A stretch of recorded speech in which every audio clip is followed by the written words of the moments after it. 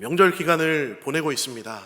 월요일까지 또 대체 공휴일로 정해져서 긴 시간 이 쉼을 누리는 것이 참 기쁘고 또 오랜만에 찾아온 귀한 재충전의 시간이라는 생각이 들었습니다. 지난 주일 학생들하고 명절 기간에 대해서 제가 가진 추억들에 대해서 나눴는데, 어른이 되어가는 그 과정 속에서 또 시대가 발전하는 그 과정 속에서 제가 어렸을 때 누렸던 그 명절의 즐거운 기억들이 너무 많이 사라져서 아쉽다는 생각이 많이 들었습니다. 그래서 명절과 관련된 뉴스 기사들이 올라오는 것들을 볼 때 명절과 관련된 단어로 후유증이라는 말이 참 많이 등장하는 것 같습니다. 이 명절 기간이 지나고 나면 급증하는 것이 있다고 합니다. 첫 번째는 배탈난 환자들이 급증한다고 합니다. 음식을 너무 많이 먹기 때문이죠. 그런데 이것은 가벼운 이야기고요. 명절 기간이 지나고 심각한 문제들이 막 급증하게 되는데요. 그 가운데는 이혼 상담의 숫자가 급증한다고 합니다. 그리고 형제간 소송의 상담 건수가 급증한다고 합니다. 참으로 슬픈 일이죠. 명절은 좋은 날이어야 되는데 안 보던 사람들의 얼굴을 보다 보면 듣기 싫은 말도 듣게 되고, 또 그동안 안 싸우고 버티던 것들도 얼굴을 보면 싸우게 되다 보니까 이 명절이 기쁜 날이 아니라 명절이 부담스러운 날이 점점 되어가는 것 같습니다. 그래서 어떤 이미지를 보니까요, 최신식 명절 보내기 방법이라고 해서 명절 연휴에 개선할 것들을 목록으로 만들어 놓은 것을 보았습니다. 음식은 해서 먹지 말고 사서 먹어보면 어떻겠느냐, 또 차례를 지내는 집들이 많이 있는데 차례상을 간소화해보면 어떻겠느냐, 가족끼리 담당과 역할을 나눠보는 것은 어떻겠느냐, 이런 대안들이 나오게 되는 것입니다. 그런데 이와 같은 다툼은 그저 겉으로만 나타나는 증상에 불과하죠. 그래서 이러한 대안들은 그저 증상만 잡고 근본적인 문제는 해결하지 못하는 아쉬운 해결책에 그친다는 것입니다.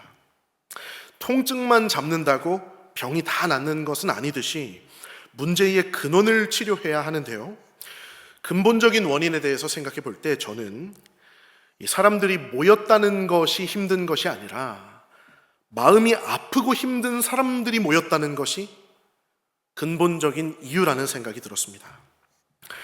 우리나라 사람들의 심리적인 건강 상태를 나타내는 자료들을 보면 우리는 정말이지 처참한 세대를 살아가고 있는 것 같습니다.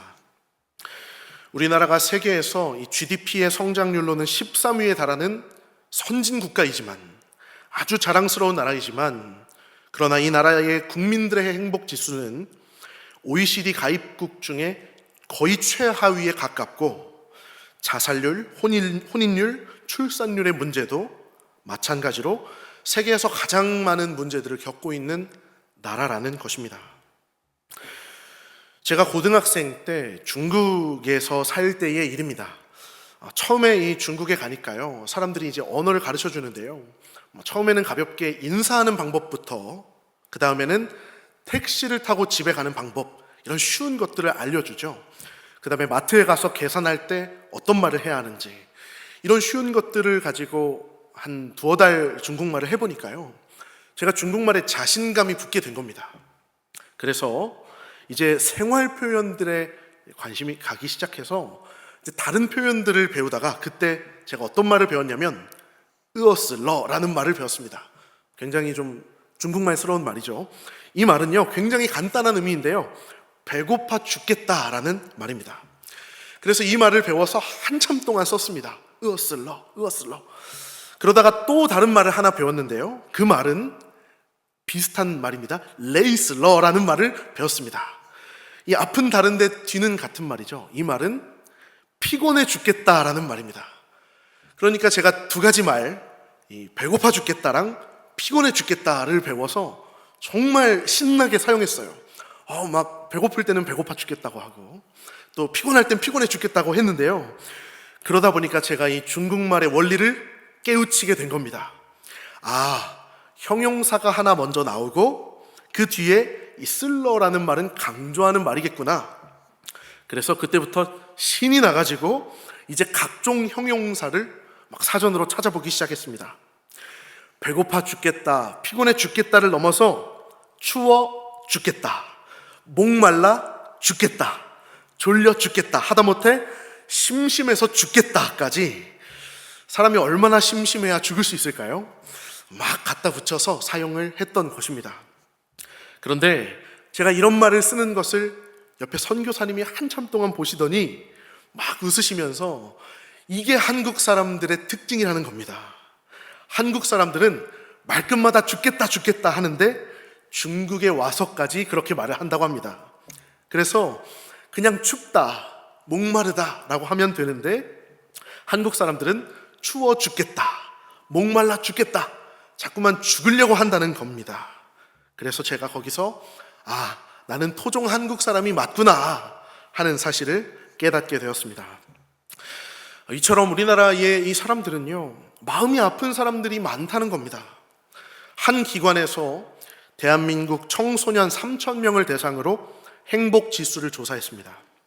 그런데 전체 3,000명 중에 89%의 학생들이 불행하다고 응답을 했다고 합니다. 그러니까 거의 90%에 달하는 인원이죠. 청소년을 10명을 모아놓고 보면 그 중에 9명은 불행하다고 말했다는 것 아니겠습니까?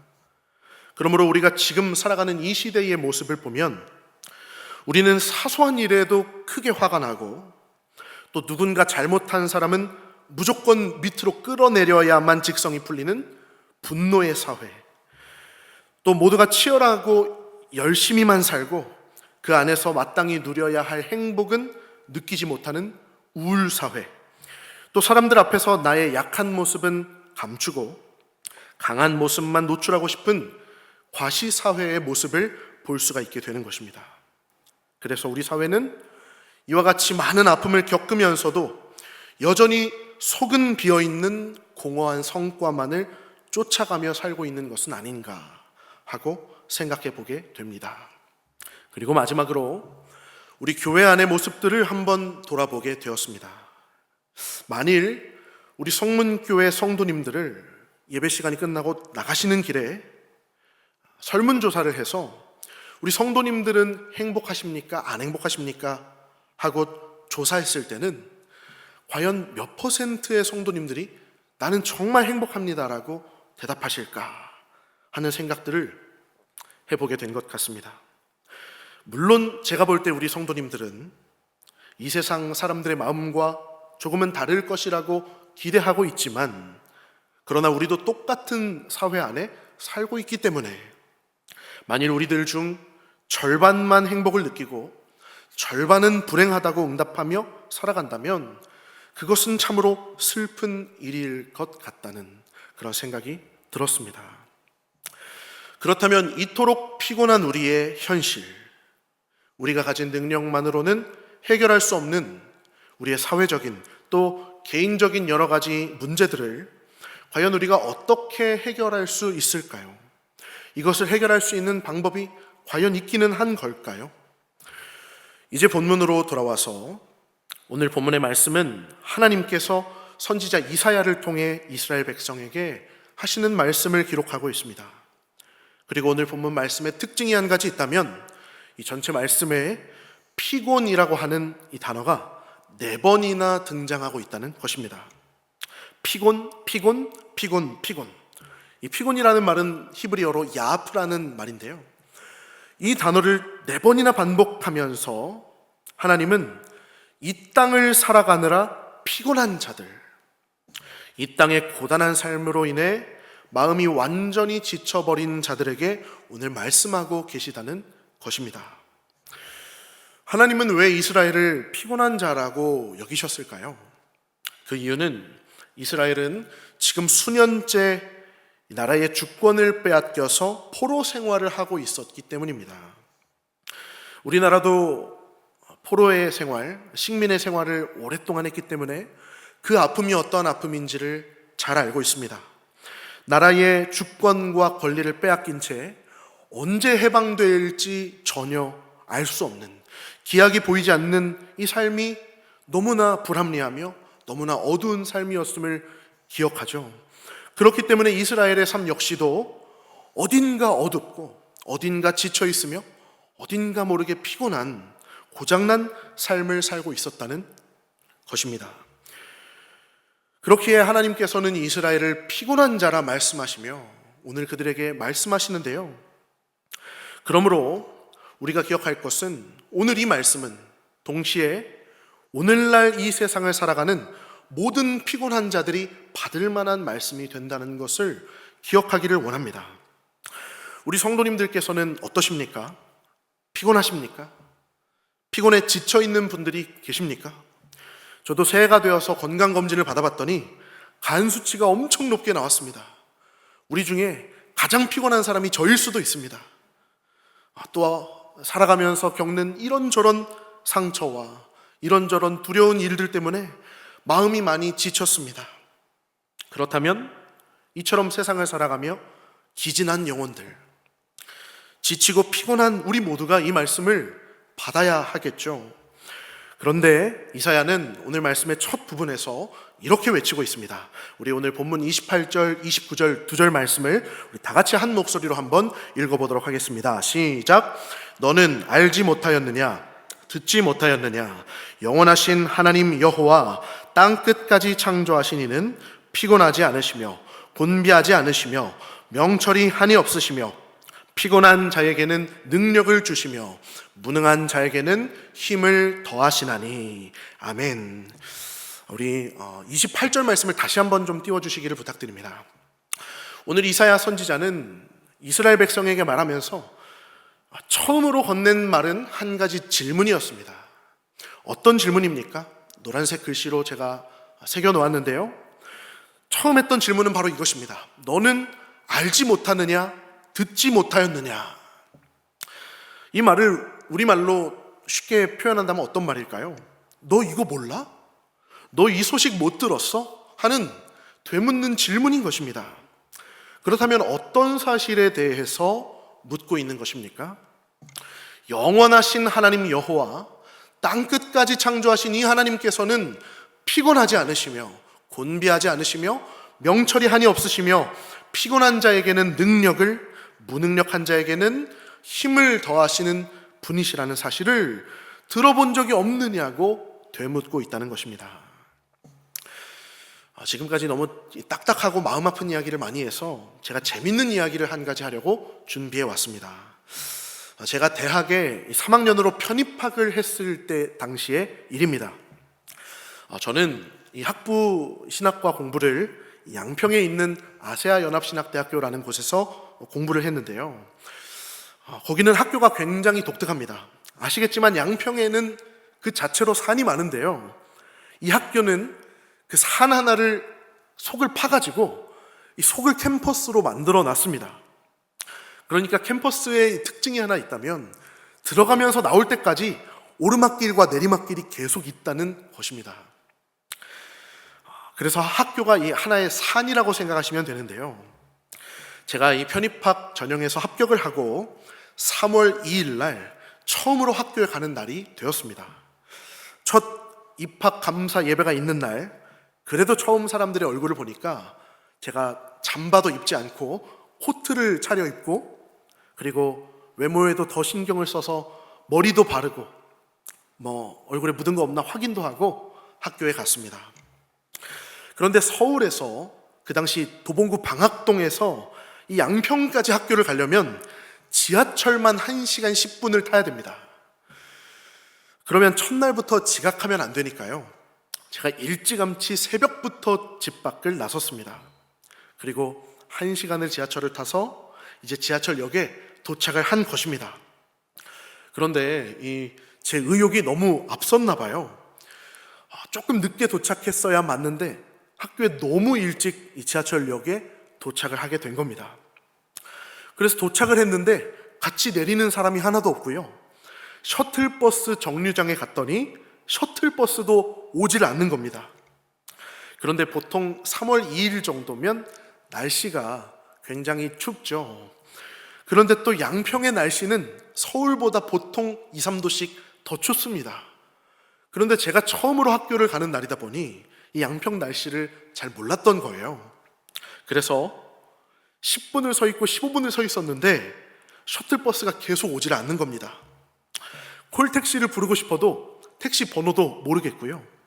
그래서 제가 고민을 하다가 머리를 쓴답시고 이 핸드폰으로 학교까지 걸어서 가는 길을 검색을 했습니다. 그래서 지도 어플을 켜서 길 찾기를 했는데요. 그런데 이 산골짜기에 있는 학교가 아무리 길 찾기를 눌러도 자동차 경로만 나오고요, 도보 경로가 나오지를 않는 겁니다. 거기서 느낌이 이상하긴 했는데 어쨌든 자동차 경로가 2.5km 4분이라고 나오는 거예요. 그래서 제가 그래 날씨도 이렇게 추운데 서 있다가 감기 걸리느니 빠른 걸음으로 가면 30분이면 가겠지 하고 일단 출발을 했습니다. 그런데 출발한 지 한 20분쯤 지났을까요? 이제 20분 정도 왔으면 돌아갈 수도 없는 거리지 않습니까? 다시 가려면 또 20분이 걸리니까요. 20분쯤 걸어갔는데 웬 터널이 하나 나오는 겁니다. 근데 이 터널이 멀어서 끝도 보이지가 않아요. 그런데 내비게이션을 봤더니 그 길이 맞다는 겁니다. 정말 너무 무서운데 그 보이지 않는 길을 다시 되돌아갈 수는 없으니 그냥 터벅터벅 걸어서 갔습니다. 막 뒤에서 막 차도 지나가고요. 막 너무 무서운데 막 군가를 부르면서 막 앞으로 갔습니다. 그렇게 해서 터널을 지나니까요, 이제는 또 뭐가 나옵니까? 이제 본격적인 산길이 기다리고 있는 것이 아니겠습니까? 그래서 또 돌아갈 수가 있어야죠. 이제는 산을 오르기 시작했습니다. 그래서 막 이 산을 올라가는데요, 겨울에 내렸던 눈이 막 녹으면서요, 이 신발은 막 온갖 진흙이 다 묻었고요. 그리고 중간에 언덕이 너무 가팔라서 도저히 그냥 두 다리로는 올라갈 수가 없는 거예요. 그래서 미끄러질까봐 사족보행으로 산을 타고 올라갔습니다. 그러니까 막 손은 막 빨갛게 부르트지, 얼굴은 막 땀이 나가지고 땀을 뒤집어 썼지, 막 이렇게 올라가는데요, 하필이면 그 옆으로 뭐가 지나갈까요? 아까 출발했어야 할 셔틀버스가 지나가고 있는 겁니다. 그때 제 마음에 무슨 생각이 들었냐면, 또 저 안에 타고 있는 학생들이 나를 보면 또 얼마나 부끄럽습니까? 그래서 또 그땐 잠깐 또 나무 뒤에 숨어서 버스가 지나갈 때까지 기다렸습니다. 그래서 코트에는 막 온갖 이 낙엽 부스러기와 진흙들이 묻어있고 온 몸은 땀으로 다 젖어서 그렇게 출발한 지 1시간 반 만에 학교에 걸어서 도착을 하게 됐습니다. 그런데요, 여기서 끝이 아니라 가장 화가 나는 건 9시가 입학 감사 예배 시작 시간인데 제가 9시 10분에 도착을 했다는 것입니다. 결국 첫날부터 지각한 눈치 없는 사람이 된 채로 이 설교하시는 목사님의 눈을 피해서 살금살금 들어가서 구석에서 입학 예배를 드렸습니다. 그리고 나서 제가 이제 점심시간이 되어서 같이 편입학을 한 동기생을 찾아가서 물어봤어요. 저기 누구 학우님, 오늘 아침에 무슨 일이 있었는지 아세요? 제가 길 찾기를 해서 학교까지 걸어왔는데 글쎄 터널도 나오고 산길이 너무 가파라서 사족보행으로 기어서 학교로 왔습니다. 막 울먹이면서 말을 했습니다. 그랬는데 그 동기생이 저한테 뭐라고 했는지 아세요? 혹시 정문으로 오셨어요? 지난번 OT 때 걸어서 다닐 학생들은 반드시 후문으로 와야 된다고 말했는데 못 들으셨어요? 하고 말하는 것이었습니다. 그러면서 마지막으로 저에게 결정타를 날렸습니다. 정문으로 오는 길은 그거 사람이 다닐 수 있는 길이 아닌데. 그 말을 듣는 순간 제 마음속에서는 그래 임마, 나 사람 아니다 하는 생각이 들었습니다. 제가 이 다른 일들이 바빠서 OT 때 개인 사정으로 참석을 못했는데 그날 그렇게 중요한 이야기를 했을 줄은 저는 전혀 생각을 못했던 것이죠. 이 후문으로 다닐 수 있는 이 보행로가 있는데 저는 듣지 못해서 이 차로만 갈 수 있는 정문으로 그 험한 길을 걸어야 했던 것입니다. 참 황당한 이야기지만 저는 그날 아주 중요한 사실 한 가지를 뼈저리게 배웠습니다. 어떤 사실이죠? 이 세상에서 가장 불쌍한 사람은 꼭 들어야 할 사실을 듣지 못한 사람이다 하는 사실입니다. 오늘 이사야서 말씀은 우리에게 이 중요한 사실을 말해주고 있습니다. 영원하신 하나님 여호와는 피곤하지 않으시며 곤비하지 않으시며 피곤한 자에게 능력을 주시고 무능한 자에게 힘을 더하여 주신다는 이 사실, 너희는 이 사실을 알지 못하느냐, 듣지 못하였느냐 하고 묻고 있다는 것입니다. 그러니 오늘 말씀의 제목처럼 내 힘만 가지고 사는 인생이 아니라 우리는 여호와의 힘을 힘입어서 살 수 있다는 것을 기억하라고 말해주고 있다는 것입니다. 그러므로 만일 이 세상에서 가장 불쌍한 사람이 있다면 하나님께서 이 피곤한 자들에게 힘을 더하여 주시는 분이시란 것을, 이 사실을 모르는 사람과 이 사실에 대해 듣지 못한 사람이겠죠. 그런데 이보다 더 불쌍한 사람이 하나 더 있는데 그 사람이 어떤 사람인지 아십니까?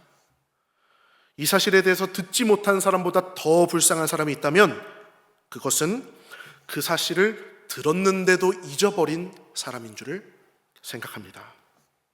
또는 그 사실에 대해서 들었는데도 이 여호와를 의지하지 않는 사람이 이 세상에서 가장 불쌍한 사람이라는 것이죠.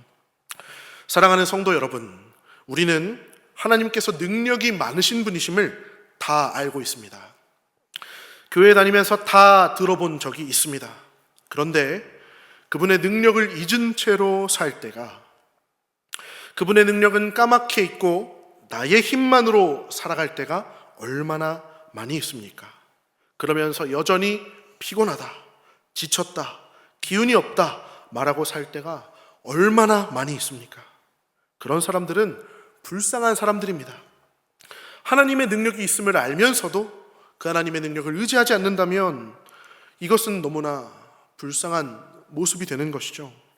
오늘 말씀을 들은 우리 모든 사람들이 하나님께서 영원토록 피곤치 않으시며 피곤한 자에게 능력을 주시는 분이심을 믿기를 바랍니다.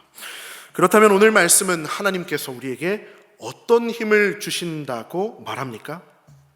우리가 잘 알고 있는 표현입니다. 독수리가 날개치며 올라감 같이 아주 힘있게 비상할 수 있는 힘을 주신다고 약속하고 있습니다. 소년이라도 피곤하며 지치고 장정이라도 넘어지며 쓰러질 수밖에 없는 세상살이이지만, 그래서 우리들도 이렇게 다 지쳐 있지만 하나님께서 힘을 주시면 그들의 지치고 고단한 마음에 새롭게 날아오를 힘을 허락해 주신다는 것입니다. 이것은 참으로 초월적인 힘입니다. 이 힘은 우리 인간의 힘을 초월한, 우리의 인간의 힘을 압도하는 강력한 힘입니다. 그래서 이 초월적인 하나님의 능력을 경험한 사람은 이 세상을 살아갈 때에도 하나님의 힘으로 살아갈 수밖에 없습니다. 이 세상의 어두운 환난과 고통의 시련을 똑같이 겪지만 내 힘으로 그것을 견뎌내는 것이 아니라 하나님의 능력으로 견뎌내며 이겨낼 수 있는 사람입니다. 그래서 이 말씀에 위로부터 오는 이 힘을 힘입어서 살았던 수많은 사람들이 이 땅에서 세상이 감당치 못할 하나님의 사람으로 나타났음을 말씀은 증거하고 있습니다. 이 힘을 힘입을 때 수많은 좌절한 이들은 힘을 되찾고 환난을 극복하게 되며, 이 힘을 힘입을 때 미련한 자들은 지혜롭게 변화되며, 이 힘을 힘입을 때 세상의 조롱과 멸시에도 그것을 극복하고 하나님 나라의 가치를 바라보며 그 뜻을 이루는 사람들이 나타나게 된다는 것입니다. 그렇다면 이제 끝으로 하나님께서는 과연 어떤 자에게 이 힘을 허락해 주실까요? 그리고 이 하나님의 능력을 받아 누릴 수 있는 비결이 있다면 과연 어떠한 우리의 행위가 이 하나님으로부터 능력을 받아 누릴 수 있게 할까요? 오늘 본문 31절의 말씀은 이렇게 기록하고 있습니다. 오직 여호와를 앙망하는 자는 새 힘을 얻을 것이다. 아멘. 하나님께서 오늘 이 능력을 어떤 자들에게 허락해 주십니까? 여호와를 앙망하는 자들에게 주신다고 기록하고 있습니다. 여기서 앙망한다라고 하는 이 단어는 히브리어 카바라는 단어인데요. 이 말은 다른 본문에서는 기다린다, 기대한다, 사모한다 라는 말로 번역되는 단어입니다. 같은 단어이지만 우리 시편 40편 말씀을 보면 이 카바라는 단어는 이렇게 번역되었습니다. 내가 여호와를 기다리고 기다렸더니 귀를 기울이사 나의 부르짖음을 들으셨도다. 또 시편 69편의 말씀에서는 이 단어가 주를 바라는 자라는 말로 번역되었습니다. 그러니 앙망한다라고 하는 것은 어떤 의미겠습니까? 어렵고 힘든 순간에 여호와를 기다리고 기다리는 자, 여호와께서 나에게 반드시 힘 주실 것을 희망으로 두며 고대하는 자에게, 고난에 빠져 있을 때에도 여호와께서 힘 주시기만을 간절하게 사모하는 자에게 이토록 여호와의 힘을 부어주신다는 것입니다. 사랑하는 성도 여러분, 우리가 여호와를 기다리는 자가 되기를 소망합니다. 기다린다고 하는 것은요, 신뢰의 문제입니다. 올 것을 믿는 사람은 기다릴 수 있지만 올 것을 믿지 못하는데 어떻게 기다릴 수 있겠습니까? 우리가 여호와를 앙망한다고 하는 것은 그분을 신뢰하는 이 신뢰에서 비롯된 것임을 우리가 다시 한번 기억하기를 원합니다. 그리하여 여호와께서 힘 주실 것을 전심으로 믿고 신뢰하며 기대하기를 원합니다. 말씀을 정리하고 마치겠습니다. 사랑하는 성도 여러분, 2025년 새해에 우리 성문교회 모든 영가족들이 이 하나님의 능력으로 저 하늘 높이 비상하시기를 진심으로 소망합니다. 이 말씀을 사모하는 모두가 독수리 날개침같이 다시 한번 올해에는 날아오르기를 원합니다. 나의 힘으로는 그것이 불가능하죠. 하나님의 저 하늘에 있는 능력을 부어주실 때에 그 힘을 힘입어 가능하게 될 것을 믿습니다. 때때로 믿음을 가진 사람들의 삶에도 시험은 똑같이 찾아오게 됨을 보게 됩니다. 위대한 믿음의 위인들의 삶에도 시험은 늘 있었습니다. 하나님의 특별한 부르심을 받은 사람들도 복음을 전하다가 감옥에 갇히며 선지자로서 말씀을 전하다가 톱으로 켬을 당해 죽는 사람도 있었습니다. 그러나 똑같은 시험을 당한다 하더라도 내 힘으로 그것을 감당하는 것이 아니라 여호와 하나님의 힘으로 감당하기를 기대한다면, 하나님께서 힘 주실 때까지 기다린다면 주께서는 이토록 주를 앙망하는 자들에게는 반드시 하늘로부터 새 힘을 허락해 주실 것을 믿습니다. 이 하나님의 능력을 알고도 잊어버리는 것이 아니라, 알면서도 내 힘만으로 살아가는 것이 아니라, 듣고도 믿지 못하는 것이 아니라 참되게 믿으며 기다리고 신뢰하기를 원합니다. 오늘 말씀을 들은 우리 모든 사람이 이 하나님의 위로부터 임하는 능력을 힘입을 때 그의 능력은 우리를 통하여 이 세상의 모든 기준을 무너뜨리실 것이며, 이 어두운 세상의 피로감과 이 세상의 우울감과 이 세상 속에서의 비교의식과 비관주의와 속빈 성과주의에서 벗어나게 하실 것을 믿습니다. 또한 주께서 우리에게 맡겨주신 가정의 일과 사업장에서의 여러 가지 문제들과 또 교회 안에 불러주신 수많은 섬김의 자리를 능히 감당하게 하실 것을 믿습니다. 이 한 해 동안에, 2025년 한 해 동안에 진정으로 하늘에서 부어주신 힘을 힘입어서 맡겨주신 이 모든 일들 나의 힘으로가 아니라 하나님의 힘으로 감당할 수 있었노라고 마지막 날에 모든 영광 주께 올려드리는 귀한 주의 자녀들이 되시기를 진심으로 소망합니다.